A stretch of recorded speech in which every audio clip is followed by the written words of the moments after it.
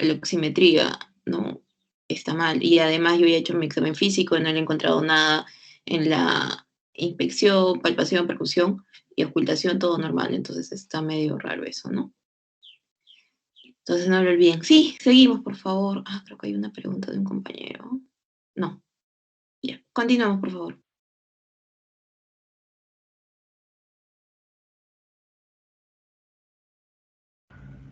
Sí. Buenos días, doctora. ¿Se logra ver?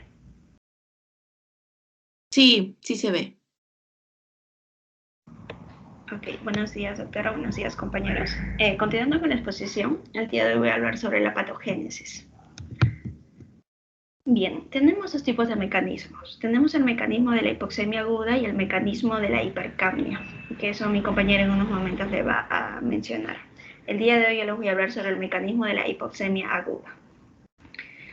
Según el artículo titulado ¿no? Aspectos destacados en insuficiencia respiratoria aguda, nos menciona que la insuficiencia respiratoria hipoxémica aguda es caracterizada con mayor frecuencia por una lesión pulmonar inflamatoria aguda, que está asociada con un aumento de la permeabilidad vascular pulmonar, con un aumento del peso muscular, del peso pulmonar, y una pérdida del tejido pulmonar aireado. Ahora, muchas afecciones pueden interrumpir ¿no? el suministro normal del oxígeno y provocar efectos fisiológicos en los sistemas respiratorios, cardiovascular, metabólico, neurológico y renal. Pero los mecanismos subyacentes que van a conducir a la hipoxemia van a ser 5. En primer lugar tenemos el desajuste ventilación-perfusión, que ocurre en ciertas patologías como la neumonía o edema pulmonar. También podemos ver la hipoventilación, el deterioro de la difusión. El cuarto mecanismo es la derivación ¿no? de sangre de derecha a izquierda, que generalmente está asociada ¿no? con una hipoxemia lo suficientemente grave como para provocar una insuficiencia respiratoria aguda. También tenemos el contenido reducido de oxígeno ambiental en el aire inspirado. Acá podemos ver un cuadrito en donde comparan ¿no? de unas ciertas características con los mecanismos que nos conducen a la hipoxemia. Con respecto a la discrepancia entre la ventilación y perfusión, van a responder bien a la oxigenoterapia. La presión parcial de oxígeno alveolar van a estar ensanchados y con respecto al dióxido de carbono van a estar elevados. La hipoventilación también va a responder bien al oxígeno. La presión parcial de oxígeno alveolar va a estar normal y la presión parcial del dióxido de carbono va a estar elevado.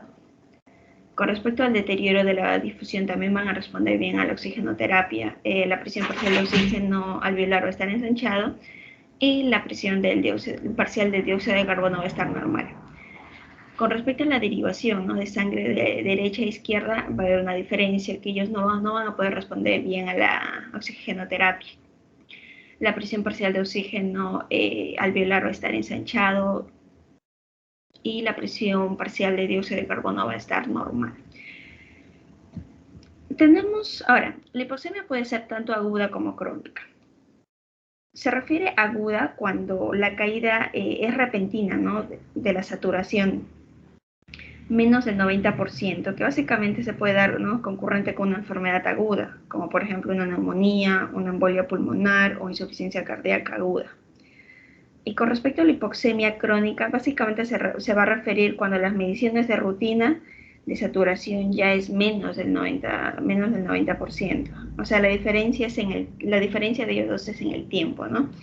Y también que la hipoxemia crónica se puede dar ¿no? con enfermedades estables, como como el EPOC y otras enfermedades pulmonares crónicas, cardiopatía cianótica congénita y afecciones neuromusculares crónicas. Eso es todo, doctora. Gracias. Mi compañera va a hablar sobre el mecanismo de hipercapnia. Ya, muy bien. Su compañera, ¿el siguiente tema cuál es? Hipercapnia aguda, doctora. Buenos días. Ah, ya está, perfecto. Ya, solamente para decirles, han visto que hay varios tipos de mecanismos que te pueden llevar a una insuficiencia respiratoria y la mayoría de ellos responde bien al oxígeno, excepto qué mecanismo.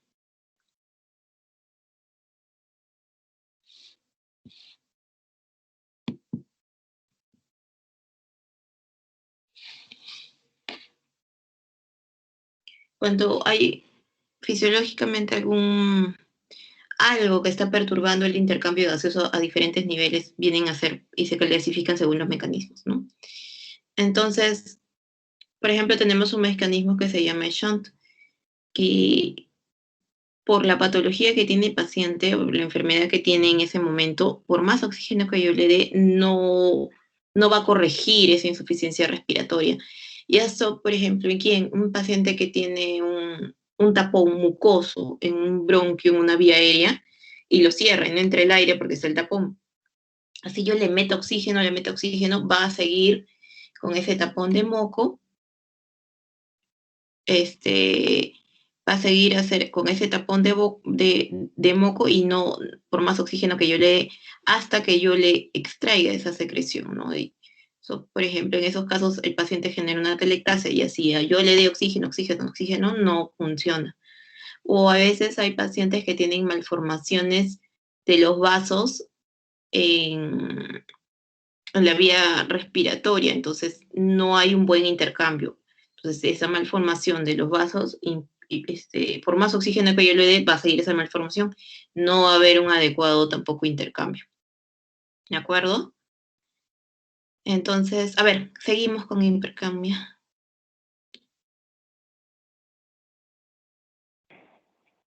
No se puede ver la diapositiva. Sí, se ve y se Sí, escucha. ya se ve. Estamos en la diapo 1. Yo te lo estoy compartiendo, Katy. Buenos días, doctora. Buenos días, compañeros. Ahora hablaré un poco de lo que es la hipercapnia aguda, ¿no? Tenemos que tener en cuenta que los valores normales para la presión de CO2 oscila entre 30 a 45 milímetros de mercurio. Un aumento de la presión de CO2 por encima de 45 milímetros de mercurio es lo que se va a considerar hipercapnia, y una disminución por debajo de 35 milímetros de mercurio se va a considerar lo que es la hipocapnia. Ahora, tenemos que tener en cuenta que una de las causas más frecuentes de esta hipercapnia es la insuficiencia respiratoria, sobre todo en los pacientes que presentan o están afectados por lo que es la EPOC, por una consecuencia directa de lo que es el tabaquismo. Siguiente, por favor. Ya, estamos en la siguiente. Gracias. Dentro de los signos y síntomas de lo que es una hipoxemia, una hipercapnia, tenemos que en la hipoxemia se presenta como disnea, mientras que en una hipercapnia va a haber una desorientación, ¿no? En una hipoxemia va a haber taquipnia, en una hipercapnia va a haber obnubilación, en una hipoxemia va a haber lo que es la incoordinación tóraco-abdominal, mientras que en la hipercapnia va a haber lo que es el flapping. En la hipoxemia se va a encontrar cianosis, mientras que en la hipercapnia va a haber una taquicardia, ¿no? También tenemos que ver que en la hipercapnia va a haber una hipertensión arterial, pero en las fases avanzadas va a haber una hipotensión y una bradicardia, mientras que en la hipoxemia va a haber en las fases avanzadas también va a haber una hipotensión y bradicardia, así como también va a haber agitación y pulso paradójico. Eso es todo, doctora. Gracias.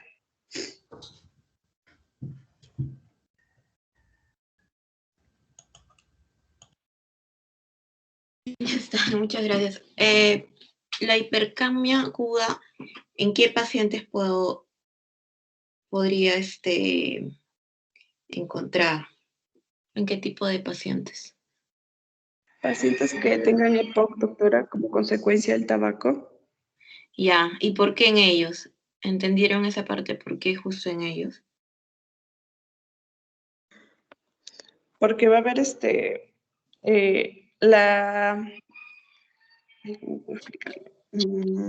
porque va a haber una hipoventilación, ¿no? Y esto va a producir una elevación de la presión de CO2. Ya. Estos tipos de pacientes que tienen una insuficiencia respiratoria crónica, ¿a qué me refiero? Que siempre les falta el oxígeno, pero ya hablamos de meses, de años, por ejemplo, un EPOC, un paciente con enfermedad intersticial, una fibrosis pulmonar, derrames pleurales crónicos. Entonces, este tipo de pacientes están acostumbrados a estar con poco oxígeno, con poca presión parcial de oxígeno, y como ya tienen mucho tiempo, hacen una insuficiencia respiratoria crónica, pero están tranquilos, ustedes están en reposo y lo saturan 89%, 90%, 91%, pero están tranquilos. Empiezan a hacer su cosa baja, pero no se agitan, están tranquilos. Pero ¿qué pasa si viene por ahí una neumonía y ataca a estos pacientes?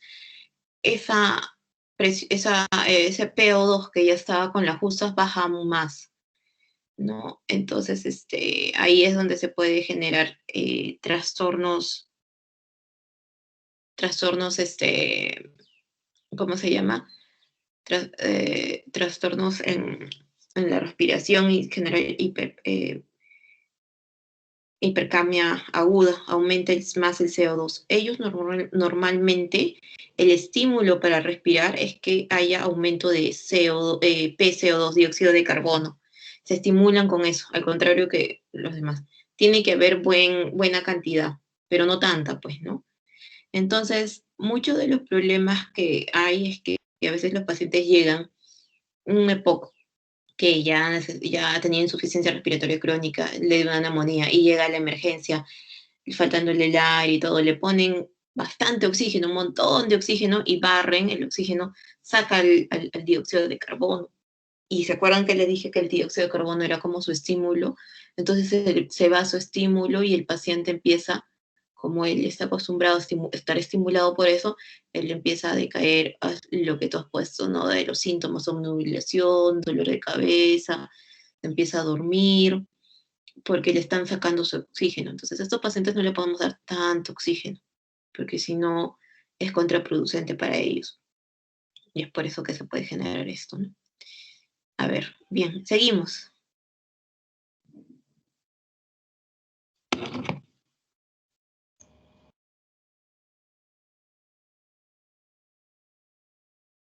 Buenos días, ¿se puede ver? Sí, sí, doctor. Ya. Buenos días, doctora Jauregui.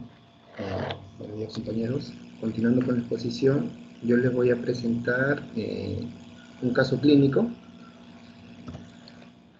Bien, este caso clínico trata de una paciente femenina. La llamaremos Marta en esta ocasión. Es una paciente añosa ya, tiene 93 años de edad. Es natural de Argentina y es llevada al hospital, al servicio de urgencia, por sus familiares. En la anamnesis se le pregunta por sus antecedentes y niega haber tenido hábitos tóxicos como consumo de drogas. No presenta alergias a ningún tipo de medicamentos tampoco. Y bueno, hace 30 años aproximadamente fue histerectomizada. Y también hace 20 años le realizaron una faquectomía bilateral, que es una cirugía para poder extraer cataratas. En la enfermedad actual, la paciente menciona que hace 2 semanas presenta tos con expectoración purulenta y ocasionalmente es hemoctoica. También presenta fiebre, llegó a tener hasta de 39 grados, pero sin escalofríos. Y presenta disnea, que ha ido avanzando progresivamente. En el examen físico, con respecto a la inspección, refieren que la paciente está consciente, está bien orientada y no tiene déficit focales. Esto quiere decir que no hay problemas a nivel del funcionamiento cerebral ni de la médula espinal.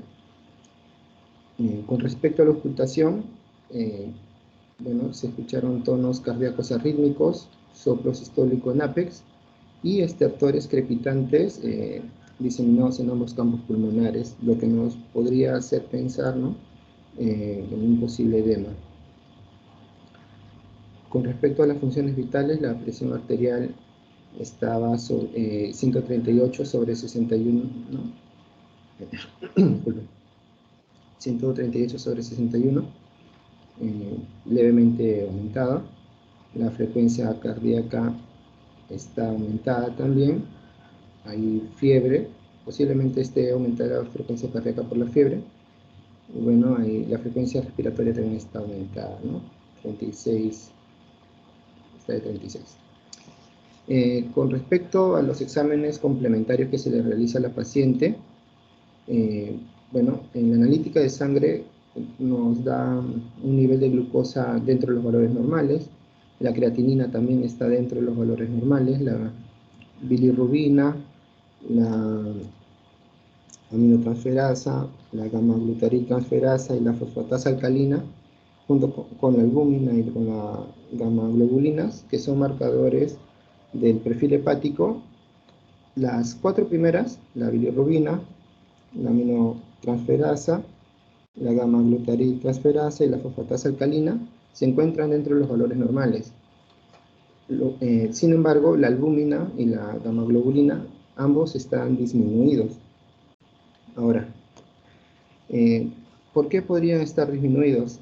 Tendríamos que ponernos a pensar, ¿no? Que podría tratarse primero de un daño hepático o un daño renal, o también por desnutrición, o por enfermedad inflamatoria intestinal, o por alguna infección.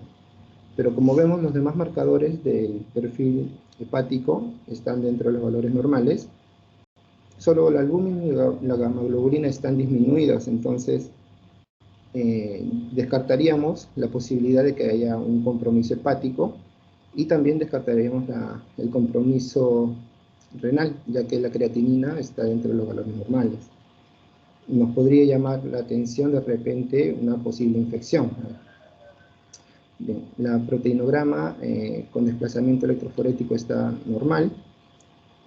Con respecto a los leucocitos, hay una cantidad de 6.900 que está dentro de los rangos normales también, que es de 4.000 a 10.000, pero con respecto a los niveles al porcentaje de neutrófilos y de linfocitos, los neutrófilos están elevados, están en 86%, lo normal sería de 42 a 73%, y los linfocitos están disminuidos en 9%, lo normal sería entre 16 y 45%. La neutrofilia, los neutrófilos aumentados nos podrían indicar una posible infección o alguna enfermedad inflamatoria, mientras que la linfocitopenia nos puede estar indicando una infección de tipo viral. Entonces ya también nos vamos orientando más que nada a una posible infección en esta paciente. Con respecto a la hemoglobina, también está disminuida, y bueno, puede ser por muchas causas, ¿no? Pero podríamos descartar que sea durante la formación de estos glóbulos rojos, ya que el volumen corpuscular medio y la hemoglobina corpuscular media están dentro de los valores normales, también las plaquetas. Entonces esta anemia podría estar producida, por ejemplo, ¿no? por alguna enfermedad renal crónica, pero también eso se podría descartar, ya que tenemos la creatinina dentro de los valores normales. Podría ser un cáncer de leucemia también, una anemia, una cirrosis, pero no hay problemas hepáticos. Entonces, nos podemos pensar que posiblemente sea por una hemorragia, pero no hay otros signos que nos digan o que presente la paciente para sospechar por hemorragia. Entonces, podríamos estar orientándonos hacia un caso de hemólisis, y si es por hemólisis, también podríamos estar frente a una infección. Y dentro de estas, las causas más frecuentes dentro de las vías respiratorias, podría ser por un virus o por un micoplasma. Bien, dentro de los exámenes complementarios que se le realizó también, se le hizo una gasometría, en el cual el pH de la sangre está dentro de los valores normales, de 7.35 a 7.45. La presión parcial de oxígeno sí está disminuida, está en 49 milímetros de mercurio, siendo el valor por debajo de 60 milímetros de mercurio ya nos está indicando una insuficiencia respiratoria. La presión parcial de CO2 está, digamos que en el límite inferior de lo normal, está un poco disminuido, el bicarbonato está normal, y la saturación de oxígeno está bajo también, está en 87%, y estaríamos frente a una hipoxia de tipo moderado o entrando en una hipoxia severa ya. Con respecto a los exámenes de laboratorio, en la muestra de esputo se hizo una tinción Gram y nos dio 25 células epiteliales y 25 leucocitos por campo. y con una escasa microbiota mixta. En el cultivo del esputo se encontraron microbiota comensal nada más, pero en el PCR de la secreción nasofaringea nos dio positivo para el virus de influenza A. Y la prueba de antígenos nos dio positivo también para neumococo, legionela negativo y hemocultivos negativos. Dentro de estos exámenes complementarios que se le tomó a la paciente, se le realizó una radiografía de tórax, en la cual se aprecian múltiples imágenes radiopacas a nivel de ambos campos pulmonares de distribución difusa. Una especie de consolidación pulmonar más o menos. Se puede apreciar una desviación de la tráquea, también se pueden visualizar los bronquios principales, y a nivel del seno postdiafragmático derecho, impresiona una obturación, lo cual podría hacer pensar que estaríamos frente también a un derrame pleural. Bueno, va a continuar mi compañero Reyes en el caso.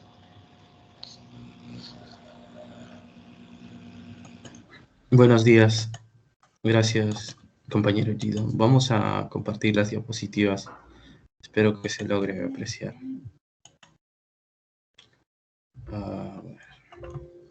Ya, continuando, Marta es mayor, tiene 93 años, es natural de Argentina, no tiene ningún antecedente de ser de haber estado expuestas a tóxicos contaminantes, pero recordemos que tiene 93 años, ¿no? Probablemente algo esté olvidando o algo, para que sea un caso clínico tan escueto, con una anamnesis tan corta, probablemente por ahí algo se esté quedando. Entre la descripción que hizo el compañero Guido, lo que nosotros podemos apreciar además es que esta desviación de la tráquea, miren, se está yendo hacia el hemitórax derecho, es más producido por la aorta, ¿no? La aorta que está incrementada de tamaño. ¿Qué también vemos? También vemos incremento de la trama broncovascular, de forma difusa, bilateral, asociada a la prominencia de hilios contractos laminares, de aspectos iliofugales, a predominio de la región parailiar. Además vemos imágenes anulares, radiolúcidas, ¿no? Signos de atrapamiento de aire, y en el hemitórax izquierdo vemos un incremento de la radiopacidad, ¿no? Con compromiso inflamatorio. Está prácticamente radiopaco gran parte del pulmón del hemitórax izquierdo. Y también se ve deformación del hemidiafragma, ¿no?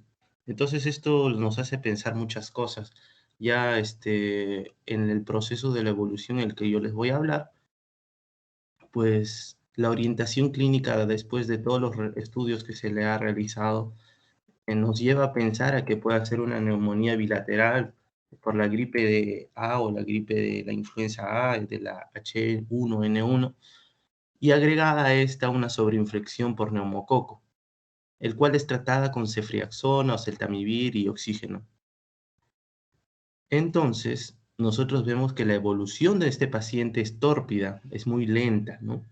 Y los estudios radiográficos de control siguen mostrando la persistencia de los infiltrados y de la insuficiencia respiratoria. Entonces, para evitar a que llegue a una obstrucción, una congestión de las vías respiratorias, una bronquiolitis obliterante secundaria al proceso infeccioso, se añaden corticoides. Sin embargo, no hay mejoría. Estos inmunomoduladores no generan nada en el paciente, entonces decidimos tomar algunos otros estudios adicionales. De repente no solamente está mal por un proceso netamente pulmonar. Entonces vamos a pensar en el corazón, le hacemos un EKG y vemos una doble lesión aórtica con IM ligeras y una fracción de eyección de volumen de inspiración normal. Entonces, bueno, ya sabíamos que la aorta estaba incrementada de tamaño, que inclusive estaba lateralizando a la tráquea, pero no nos revela mucho, ¿no? Pensamos en TDC, entonces hacemos la prueba y vemos que está negativo. Pensamos en un problema del sistema inmunológico, ¿no? Le hacemos su ANCA, su ANA y también negativo.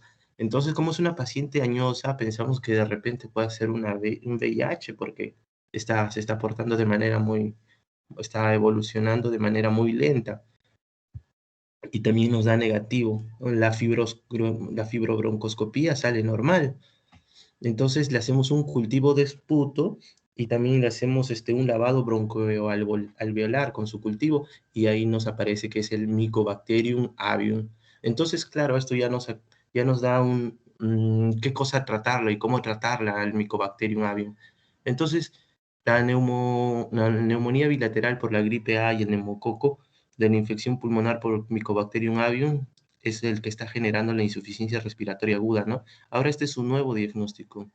Y con este diagnóstico le damos el tratamiento de citromicina de 250 miligramos, etambutol y rifampicina de 450, y tiene una mejoría clínica y radiológica que es lenta pero progresiva.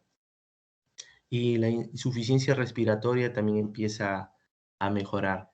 En los estudios posteriores de 6 meses, este es el patrón inicial que nos mostró unas radiopacidades irregulares en ambos emisoras con patrones fibróticos reticulares, inclusive elevación del hemidiafragma. Después de 6 meses, esta es la paciente. Ya vemos que no hay tantos signos radiopacos en ambos campos pulmonares y vemos que los hemidiafragmas están mucho más libres. Vemos que aquí se mostraba una pérdida del ángulo costodiafragmático derecho y vemos que aquí ya se puede apreciar casi perfectamente. Aquí la sombra cardíaca estaba alterada por el patrón pulmonar, ¿no? Por la intersticio, por la lesión inflamatoria. Y aquí vemos que la sombra cardíaca es mucho más nítida. La, la aorta sigue siendo prominente y sigue lateralizando la tráquea, ¿no? Pero al menos los bordes son mucho más nítidos. En los estudios tomográficos que se hicieron en ese momento también se encontraron imágenes en ambos campos pulmonares de aspecto hiperdensas, un compromiso parenquimal, y luego de 6 meses ya se ven disminuidas. Si bien hay ciertos engrosamientos de la trama, vemos que a los 12 meses ya están disminuyendo en gran medida. Entonces nuestra paciente llega a evolucionar de manera adecuada. Esa parte sería la evolución, doctora. Eso sería todo. Ay, muchas gracias. Solamente para que pongan la pantalla donde están la gasometría y donde está la clínica de la paciente. Solamente esa diapositiva. Ya. Yo lo coloco, doctora. Ya, no hay problema. Entonces, lo importante aquí es que pueden reconocer cuando un paciente está en distrés respiratorio, en una insuficiencia respiratoria, primero es la clínica. Entonces, primero hay que ver a la paciente, ya está viniendo ya porque tiene una disnea progresiva, ¿no? Hay una falta de aire ya desde hace un tiempo. Y además se acompaña de fiebre, tos con expectoración purulenta. Entonces estamos hablando de que hay una infección. ¿Qué tipo? Todavía no se sabe. Al examen físico, yo puedo estar viendo que la paciente está con taquipnea, miren, 36 respiraciones, cuando puedo aceptar respiraciones por minuto hasta 20, 25, 20, 22, ¿no? Ya más allá es bastante elevado. Y frecuencia cardíaca elevada también, pero puede ser por la fiebre, puede ser también porque está haciendo bastante esfuerzo para respirar, y fiebre sobre todo, ¿no? Entonces hago el examen físico y en cuanto veo que, bueno, acá vamos ahorita al respiratorio, ¿no? Veo estertor, hay crepitantes. Acuérdense, los crepitantes vienen porque hay algún problema de repente en los alvéolos. Están hablando de repente ya de consolidación, que el alvéolo está haciendo un esfuerzo extra para poder abrirse y suena como croc, croc. Es al final de la inspiración, acuérdense, ¿ya? Y en ambos campos pulmonares. Entonces ya sé que los dos campos pulmonares están comprometidos. Entonces, lo otro que le han tomado rápidamente, bueno, ha sido su hemograma, que parecía que no hubiera leucocitosis, sino más bien una linfopenia. Claro, cuando hay linfopenia yo pienso esto puede ser un virus. Cuando creo que es por bacteria, eleva leucocitos, eleva bastonados. Entonces, es como en el COVID, ¿no? En el COVID no a veces ni se elevan los leucocitos, solamente hay linfopenia. Entonces, por eso sospecharon que hubiera algo viral. Luego le toman una gasometría y ¿alguien me puede decir si está en insuficiencia respiratoria o en hipoxemia? Alguien del público.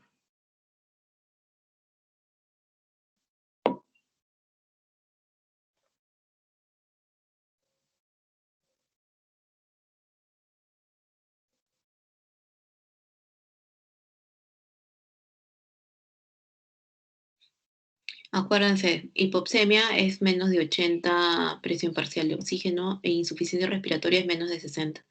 Entonces ella sí, pues definitivamente está en una insuficiencia respiratoria.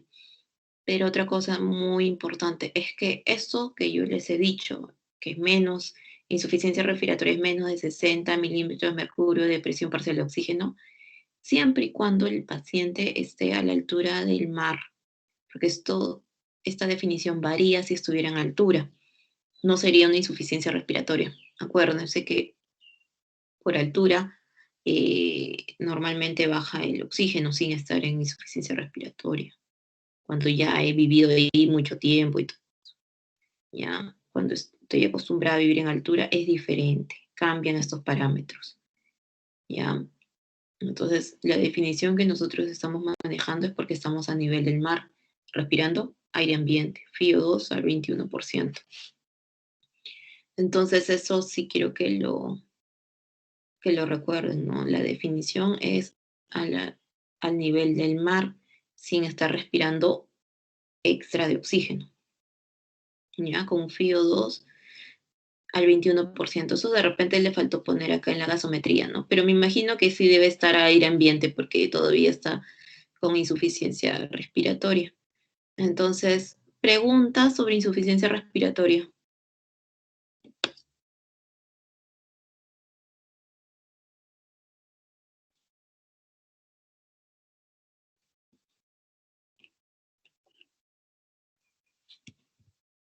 No hay preguntas.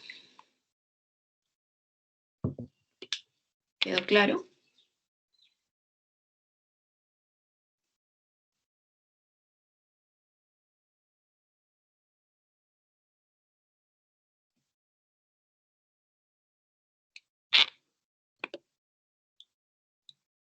Bien. Bueno, sé que su examen es ahora, entonces si ya no hay más preguntas, estaríamos terminando por ahora lo del seminario. ¿Listo?